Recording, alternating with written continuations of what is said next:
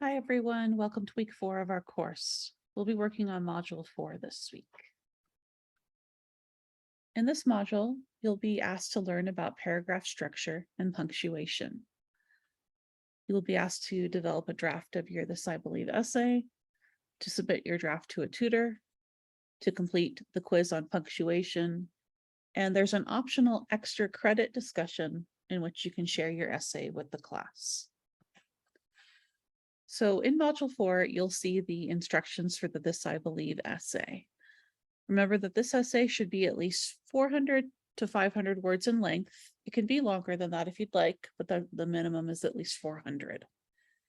With your essay, you are describing a belief or value and what happened to help you develop this belief or value. So in a sense, you're telling a story. This is a true personal story about one belief or value that really is meaningful to you. Please make sure to choose one specific belief and tell a story about it. You should name your belief. You should be positive. You should speak to your audience. You should be personal. It's fine to use words like I, me, and my. It's best to avoid writing about controversial topics. And it's best to focus on what you do believe, not what you don't believe. And so you're developing your essay this week. Think about what is the main idea that you plan to share. Think about the details you can include to help your readers understand your experiences. Think about how you'll organize your ideas. Essentially, what you'll want to have is an introduction paragraph that introduces your topic to your audience, so that they'll understand what you're writing about. Your introduction should grab your audience attention. You could begin with an engaging question or some descriptive writing to encourage people to read more. And your introduction should help your readers understand why this belief or value has been important to you. You should also have body paragraphs that describe the story of how you developed your belief or value. Something to keep in mind in narrative writing is that each time we introduce a new time period or a new place or a new topic, that's when we typically begin a new paragraph. And so we don't want one giant block of text, right? We want focused paragraphs that lead us through the story. You'll also have a conclusion in which you give a sense of closure, summarize your points, right? Summarize what happened to you and end in an interesting way. Be sure that you're using MLA format. You'll see an example of that in the title and format tab. And you'll also see resources such as a video about paragraph structure. There's a website to help you learn how to write strong paragraphs. And if you use these tabs and go through this process, you'll develop a strong rough draft.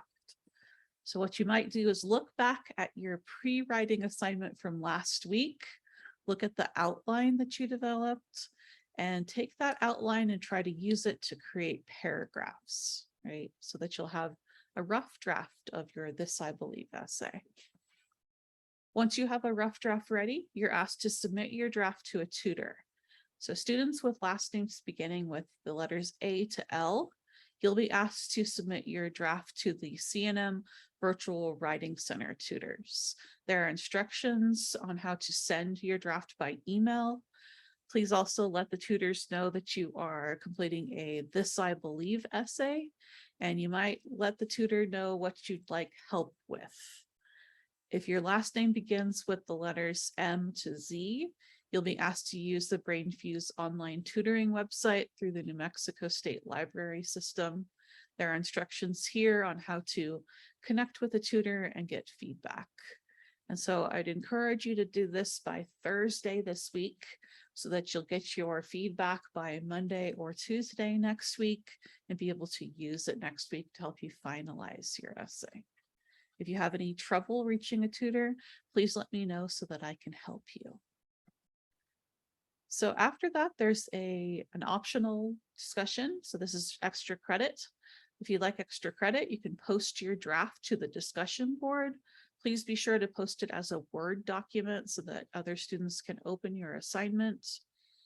and then comment on drafts by 2 classmates using the peer review form. And so the purpose of this discussion is to get some feedback from other students to help you strengthen your writing. Again, this is extra credit, so it's not required. You're seeing here on the screen an essay in MLA format. That's how we want our essays to look, right? We want on the upper left side, your first and last name and your instructor's name, the title of the class, and the date. You'll see centered in the middle of the text is a unique title, and then paragraphs are indented by pressing Tab. You'll want to double space your work. An easy way to double space is to press the Control or Command key and the letter A. That selects all of the text, and then select the Control or Command key and the number 2 key. That will double space everything. Please don't come to the end of the line and press Enter twice. That will cause formatting issues when you revise your work. Instead, we want to select, the Control or Command and A key to select all the text, and then the Control or Command and 2 key to double space the text. You'll also, under the Insert tab, you can insert page numbers and then double click up in the heading to add your last name. If you'd like any help with formatting your essay, please let me know. I'd be happy to help you. Then you'll see that there's a punctuation quiz. And with this quiz, there's a resource called the Writing Commons website, where you'll learn about different types of punctuation. You can select the title of each section to learn more about these types of punctuation. There's also some videos from the Khan Academy about sentences and types of sentences that you can watch. And then when you're ready to complete the quiz, you'll see questions like this.